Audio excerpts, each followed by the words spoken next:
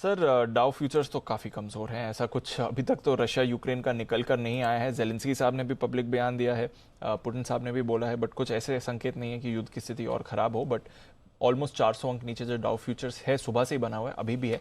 Nasdaq futures already sir 25% टूट चुके हैं ऊंचाई से, 1.5 साल के निचले स्तर पर हैं और गिर रहे हैं इस समय। 1.5% नीचे नास्डैक के फ्यूचर्स भी आपको दिखेंगे।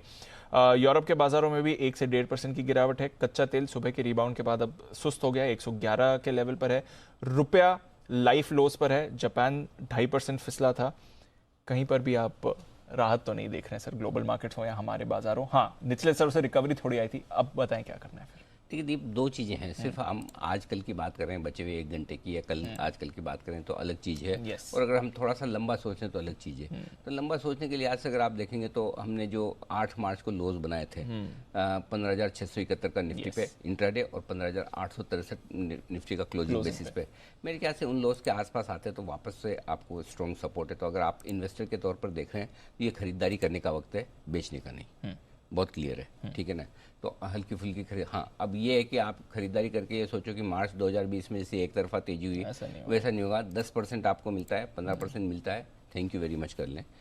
तो आप आपके फेवरेट स्टॉक किसी टाटा पावर को अगर आपको 300 रुपये में लेना था और वो 200 में मिल रहा है, और आपको लगता है कि फंडामेंटल्स ठीक हैं, तो आप रिव्यू कर लें, और उन स्टॉक्स में जहां अच्छा करेक्शन हो चुका है 10 से 15% के गेंस के लिए धीमे धीमे आप अक्यूमुलेट कर सकते हैं। और वो भी एक बार में नहीं। ये मान के चले कि आप 16,300 पे एंटर करें तो 16,000 पे भी लेना है, 15,700 800 आए तो और ऐड करना है।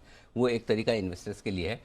और देखिए, सारी खराब खबरें जब आती है ना तभी एक साथ आती है। देखो, क्योंकि आपका रुपया लाइफ टाइम लो पर है, अमेरिका बिना वजह जोर जोर से गिरे जा रहा है, करेक्ट। रशिया यूक्रेन को लेकर समस्याएं, LIC के IPO को लेकर लोगों को लगा कि लिक्विडिटी निकलेगी, सारी चीज़ें जो रिजल्ट्स को लेकर जो आ रहे हैं, तो ये सारी चीज़ें, खराब चीज़ें एक साथ हो रही है।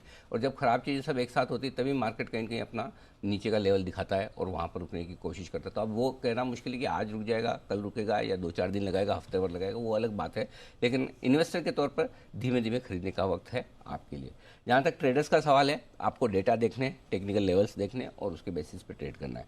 सिंपल सी चीज़ है दीप, आज की हमारी जो स्ट्रेटेजी, 2 बजे भी हम यही बात करते हैं, जितना 16,200 के नज़दीक आए खरीदिए। आप देखिए 16,200 से 16,325 आने में कितना टाइम लगा है, 16,225 तक आया निफ्टी। 100 पॉइंट बढ़ने में मुश्किल से कुछ ही वक्त लगा। तो मार्केट 100% ओवरसोल्ड है, इसमें कोई डाउट नहीं। जिस तरह का पुट कॉल रेशियो दिखा रहा है, तो निचले स्तरों से आपको रिकवरी मिलेगी ही मिलेगी। तो 16,100 16,200 हमारी स्ट्रॉन्ग बाय रेंज है, वो है ही, वहाँ पर आपको खरीदना है। आपके पास एक ही सॉल्यूशन है। 400 पॉइंट अगर आपको डाउ फ्यूचर्स नीचे दिखते हैं, 200 पॉइंट आपको नैस्डैक नीचे दिखता है, उससे डर लगता है, तो आपके पास एक ही सॉल्यूशन है, आपका स्टॉप लॉस। अगर आप इंट्राडे ट्रेड करें तो ओवरनाइट करें, आपके ऑप्शन से हेजिंग, ये करना ही पड़ेगा।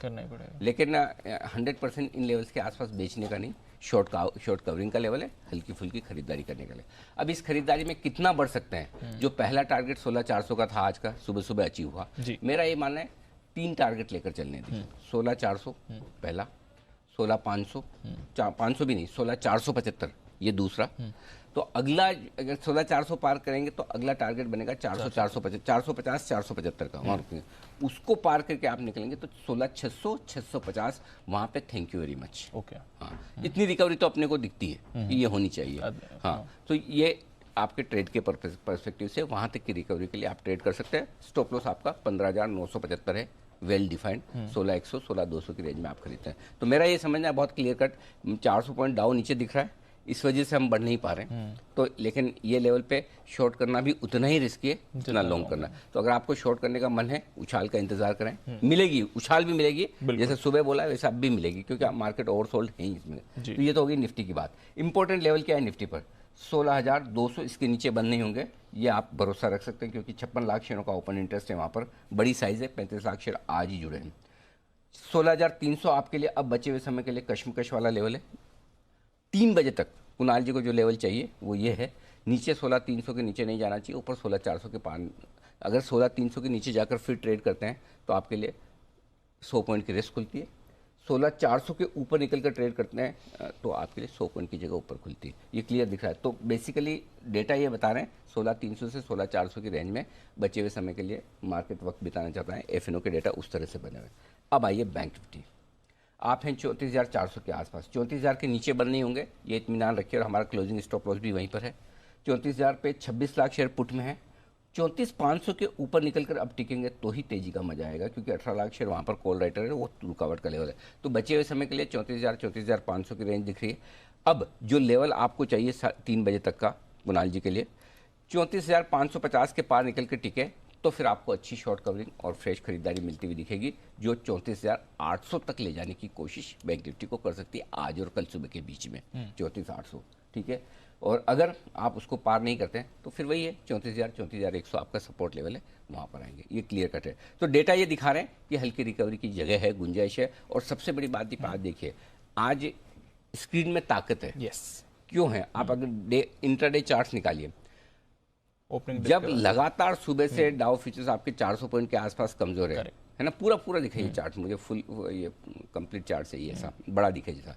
आप देखिए हर फॉल के बाद मार्केट रिकवर करने की कोशिश कर रहा है, करेक्ट। एक बढ़िया रिकवरी दी, गिरा, वापस से रिकवर करने की कोशिश कर रहा था। और वो रिकवरी तब हो रही है जब मूड माहौल सब तरफ खराब है, यानी कि पहली बार थोड़ी स्क्रीन पे दिन के दौरान हल्की फुल्की खरीदारी दिखी है। एब्सोल्युटली। अब ओवरनाइट क्या हो सकता है, रात को अमेरिका कहाँ बंद होगा ये तो कहना मुश्किल है, किसी के लिए भी बस की बात नहीं है। तो उसके लिए आपको पोजीशन लिमिटेड रखनी है, ऑप्शंस खरीद के रखने हैं, हेज रखनी है। लेकिन जो दिख रहा है स्क्रीन पर वो ये दिख रहा है हल्की फुल्की खरीदारी की जगह बनती दिख रही है। ओके, यहाँ से ठीक है। तो चलिए, हल्की फुल्की खरीदारी की जगह बन रही है, थोड़ी बहुत रिकवरी भी बाजार में आपको आती हुई दिखेगी।